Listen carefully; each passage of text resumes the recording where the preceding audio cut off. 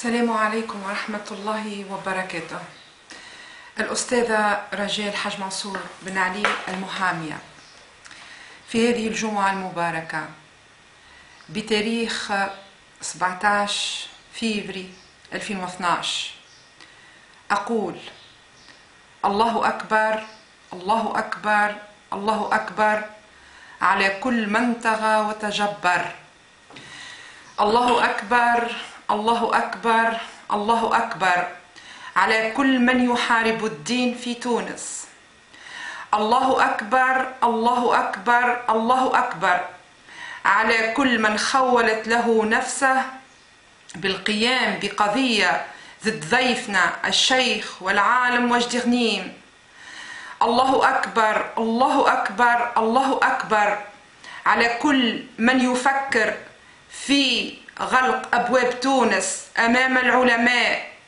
الله أكبر، الله أكبر، الله أكبر على كل من تخول له نفسه غلق تونس على محيطها العربي والإسلامي.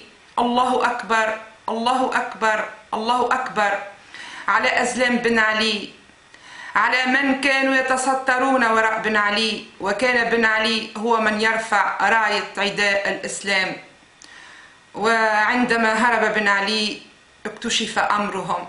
الله أكبر، الله أكبر، الله أكبر على كل من يريد قمع المسلمين. الله أكبر، الله أكبر، الله أكبر على كل من لم يستمع إلى علامة أو عالم إسلامي ثم يحكم عليه بكونه متطرف. الله أكبر، الله أكبر، الله أكبر على من حسد وجدي غنيم في الجمهور الذي جاءه بدون مقابل. كل من توجه إلى القبة أو إلى المساجد لسماع الشيخ وجدي غنيم لم يأخذ في المقابل كسكروت، لم يأخذ في المقابل 10,000 ولا 20 دينار. الله أكبر، الله أكبر، الله أكبر. أقول إلى أزلام بن علي، أقول لأولئك الذين كانوا يتسترون تحت جلباب بن علي: إن هذا الدين، إن هذا الدين كلما حاربتموه اشتد، وكلما تركتموه امتد، والله غني عن كل من ارتد. الله أكبر، الله أكبر، الله أكبر. اليوم بلغني أنه تم إنشاء إذاعة حرة.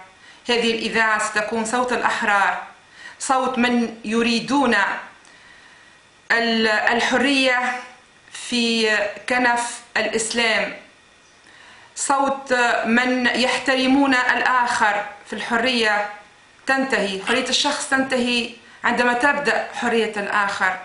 ليس هنالك حرية بالتعدي على المقدسات، ليس هنالك حرية بالتعدي على العلماء، سواء كانوا علماء دين أو علماء في أي ميدان كانوا.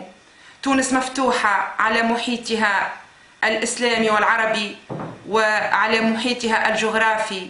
تونس مفتوحة لكل المبدعين سواء كانوا في أي مجال من مجالات الإبداع، إلا أننا لن نقبل بإبداع فيه تجاوز للمقدسات. الله أكبر، الله أكبر، وإن الله ناصر المستضعفين، والحمد لله رب العالمين. الحمد لله المانع الذي يمنع عنا الضر، والحمد لله المعطي الذي يفتح الأبواب، وإن نصر الله لقريب. والسلام عليكم ورحمة الله وبركاته.